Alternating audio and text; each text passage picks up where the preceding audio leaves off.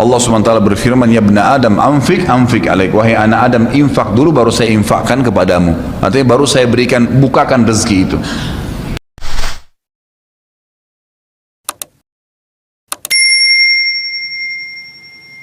Saudaraku, banyak orang yang tidak faham bahwasanya memberi makan dan minum itu dalam Islam adalah salah satu cara untuk mendapatkan amal jariyah. Jadi banyak orang memikirkan amal jariyah itu hanya membangun bangunan, hanya membagikan Al-Quran sehingga dihafal. Intinya fisikal, bentuk materi saja atau material ya. Lebih ke masjid, lebih ke bangunan, lebih ke jalan, lebih ke sumur gitu kan. Padahal sebenarnya ada hal-hal lain yang bisa menjadi penyebab amal jariyah, di antaranya makanan dan minuman. Jadi hadis Nabi SAW yang sahih riwayat Imam Ahmad, ini rahasianya di hadis ini. Kata Nabi SAW, ma wudi'a ta'amun illa wada'allahu fihi barakah. Tidak ada makanan atau minuman yang dihidangkan untuk orang lain kecuali Allah, atau dihidangkan buat diri sendiri juga masuk sebenarnya, kecuali Allah jadikan bagian dari makanan dan minuman itu berkah. Maksudnya berkah apa? Kata para ulama, dia akan berada di tubuh orang yang mengkonsumsinya selama dia masih hidup. Jadi begini, orang tua kita semua, Bapak Ibu sekalian, orang tua kita, seperti saya, orang tua saya misalnya, pada saat saya ceramah di masjid ini, saya mendapatkan pahala karena menyampaikan agama Allah, insya Allah, bila diikuti dengan keikhlasan. Semoga Allah ikhlaskan niat kita. Orang tua saya panen pahala saya. Kenapa Bapak Ibu sekalian? Karena saya tumbuh dari ASI ibu saya, dan saya tumbuh dari nafkah ayah saya.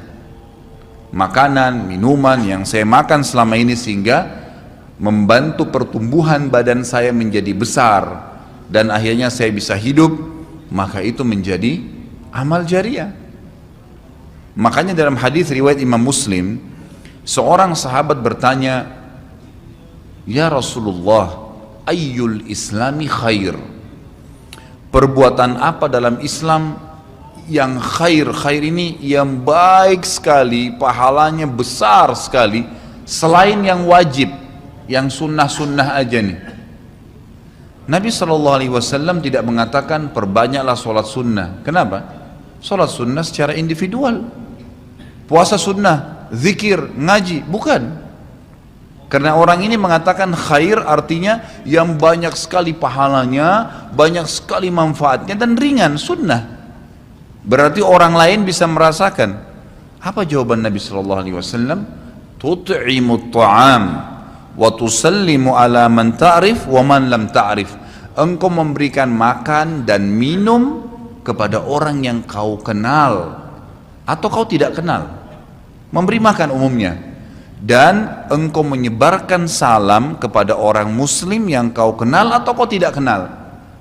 Tapi saksi bahasan kita potongan awal hadis ini, di mana Nabi SAW menjadikan amal yang paling baik, besar pahalanya dalam Islam ternyata memberi makan dan minum orang lain. Kok bisa? Bukankah dalam secara akal kita, kalau kita makan dan minum kan habis gitu kan? Ternyata yang dibuang oleh tubuh itu yang tidak dibutuhkan saja. Yang jadi mohon maaf air seni kita, air kencing dan buang air besar jadi tinja, itu yang tidak dibutuhkan oleh tubuh, tapi yang dibutuhkan diambil, diserap gitu kan?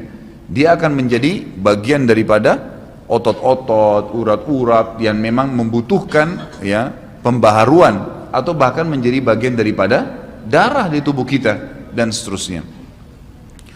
Tubuh kita terdiri dari 75% air, dan Allah SWT mengatakan dalam Al-Quran, a'udzubillahi minasyaitonirrajim, waja'alna minal ma'i kulli syai' hayy.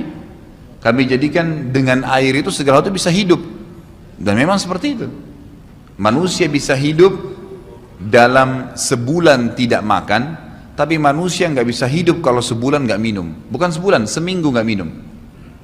Makanya para sahabat, beberapa riwayat menyebutkan seperti Abi Dzar radhiyallahu anhu, beliau mengatakan waktu beliau datang ke Mekah untuk mencari tahu berita tentang Nabi SAW, Saking khawatirnya kalau beliau mengaku mau cari Nabi, karena semua orang yang datang dari luar Mekah mencari Nabi Muhammad SAW waktu zaman di Mekah itu digebukin atau dipukul. Dia dari suku Kifar, dia khawatir. Maka dia bilang, karena khawatir saya ditahu orang asing, saya juga kalau beli nanti retorika bahasa saya berbeda, maka saya minum air Zam-Zam. Dan selama beberapa hari dia tinggal di Mekah itu 2 minggu cari Nabi SAW, 2 minggu minum Zam-Zam, nggak makan apa-apa. Dan bisa, gitu kan, minum air. Beberapa sahabat juga dalam riwayat Bukhari menjelaskan mereka pernah tinggal di Mekah selama sebulan tidak minum kecuali air Zam-Zam. Bisa hidup. Apalagi memang Zam-Zam punya kelebihan. Ya. Zam-Zam itu kata Nabi SAW adalah makanan dan minuman yang menyehatkan dan mengenyangkan. Tapi intinya air, gitu kan? Intinya air. Fungsi air banyak sekali, kan gitu. Tadi kalau kita masuk makanan dan minuman dulu. Memberikan makan dan minum dalam Islam ini sangat besar pahalanya, sebagaimana saya jelaskan, dan termasuk amal jariah. Di dalam Islam ada beberapa kegiatan yang kita disuruh untuk memberikan makan dan minum orang, seperti misalnya membuka puasakan orang lain dengan minum dan makan, dan dijanjikan pahala yang besar. Man fattara sha'iman kana lahu mithlu ajri sha'imin min ghairi an yanqus min ajri sha'imin syai'a. Siapa yang membuka puasakan orang lain, maka dia akan dapat pahala orang itu tanpa dikurangi sedikit pun dari pahala orang yang buka puasa tadi.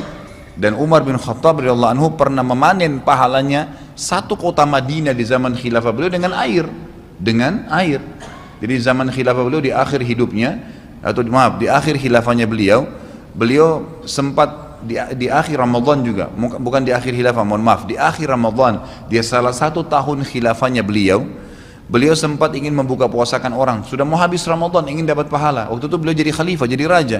Diiklankanlah di Madinah, ya dia bilang pada pembantunya, gulamnya, tolong iklankan kalau saya akan buka puasakan orang. Ingin cari pahala, orang semua diiklanin. Amir Mu'minin bin Khattab mengundang buka puasa. Orang-orang pada berbondong-bondong datang. Yang undang siapa? Raja. Yang orang bayangkan ini akan ada kambing bakar, yang akan ada ini, akan ada itu, macam-macam. Raja yang undang, gitu kan. Ternyata Bapak Ibu sekalian, waktu sudah ngumpul semua jemaahnya, masyarakat depan rumah Umar menyuruh membagikan gelas-gelas yang zaman itu memang terbuat dari tanah liat. Kemudian dibagikan satu-satu dan disuruh antri di sumur, gitu kan? Karena memang mereka minumnya di sumur waktu itu, tidak ada sumber air yang lain, gitu kan? Mereka antri di sumur, lalu mereka ambil isi air masing-masing di sumur itu, antri kemudian sambil duduk. Setiap kali seseorang di antara mereka dituangkan air di gelasnya, mereka berkata, mungkin sebentar keluar kurmahnya, makanannya, dan seterusnya. Begitu terdengar azan, kata Umar kepada pembantunya, sampaikan kepada seluruh muslimin, silakan berbuka puasa dengan air yang ada di tangan mereka. Maka dia pun mengatakan, silakan buka puasa, dan selesai segelas air ini, maka selesai buka puasanya Amir Mu'minin, gitu. Orang akhirnya bubar, tapi pada saat itu orang faham Umar bin Khattab ingin mencari pahala orang, gitu kan, ingin mencari pahala saja. Dan ini sudah saya tekankan, kalau menjelang Ramadan, Anda juga bisa ikuti pengajian saya di YouTube, ada judulnya Dahsyatnya Ramadan. Salah satunya itu kalau tiba Ramadan, ikhwah, maka maksimalkan waktu membuka puasakan orang. Apa susahnya membeli sedus air, ya, air mineral, berapa harganya? 20.000, 30.000, 20.000 rupiah kalau nggak salah ya. Air mineral gelas, isinya berapa? 40 sekian. Baik, kalau kita bagiin di masjid, satu orang minum 1 gelas, kita dapat 48 pahala orang buka puasa. Nah, itu luar biasa, hanya dengan 20.000 rupiah. Tapi anehnya banyak orang tidak mau amalkan, padahal itu termasuk selain amal jariah, dapat juga pahala buka puasakan orang lain. Nabi SAW dan juga merupakan ciri para nabi-nabi, mereka itu paling senang mengikram tamunya, dan beliau menjadikan sebagai sebuah prinsip dasar dari iman kepada Allah dan hari akhir, sebagaimana beliau bersabda dalam hadis Bukhari Muslim, man kana yu'minu billahi wal yawmil akhir falyukrim daifahu. Siapa yang beriman, mengaku beriman kepada Allah dan hari akhir, maka dia harus mengikram itu, melayanin, memberikan makan dan minum, ya, mengucapkan tutur kata yang baik bagi tamunya. Intinya memberikan makan dan minum dalam Islam ditekankan sekali, karena itu juga termasuk, ya, amal ibadah, amal jariah dan amal ibadah yang akan mendapatkan pahala. Jadi ada 2 sisi pahala yang didapatkan selain amal jariahnya, selama dia makan dan minum kemudian itu masih ada di dalam tubuhnya, maka berarti itu akan terus menjadi amal jariah. Kata para ulama, dia akan terus menjadi amal jariah pada saat seseorang tumbuh besar. Kayak kasus seseorang manusia tadi. Orang tuanya, ayahnya carikan nafkah yang halal, ibunya kasih ASI, kemudian dia tumbuh besar dari situ.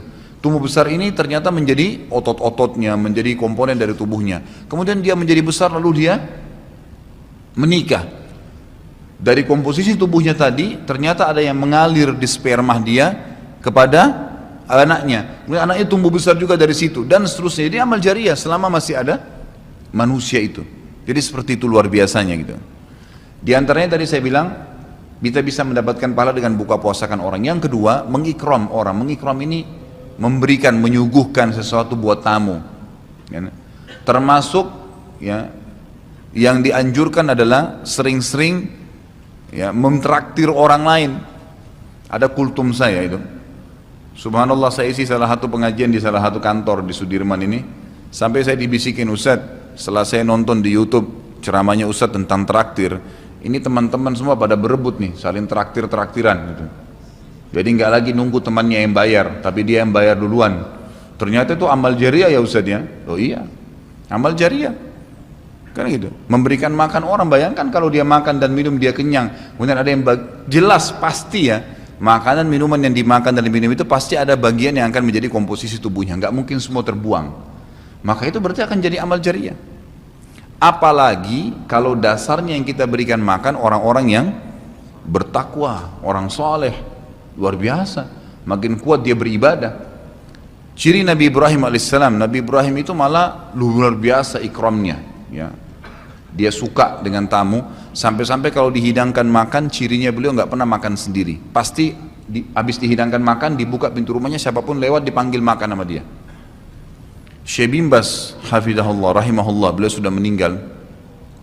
Salah satu muridnya menceritakan, beliau itu punya rumah, ya, rumahnya dia di belakang atau di samping rumahnya itu ada sebuah tempat yang kosong, pakai AC, ya dilapangkan seperti masjid inilah.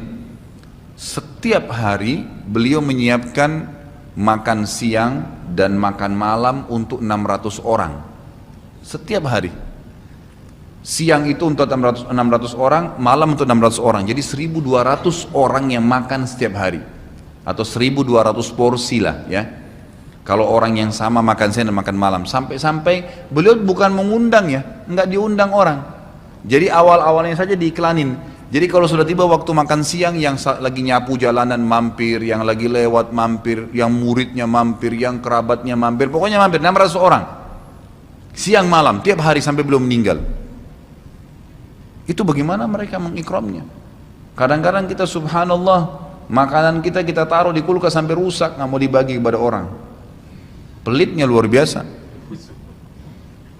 Kalau buahnya lagi berbuah dibungkus, nggak mau dibagi ke orang lain. Padahal sebenarnya rahasia untuk menambah berkah sesuatu benda, rezeki kita, itu diinfakkan dulu. Kata Nabi SAW di dalam hadis Bukhari, Allah SWT berfirman, ya ibna Adam, anfik alaik, wahai anak Adam, infak dulu baru saya infakkan kepadamu. Artinya baru saya bukakan rezeki itu.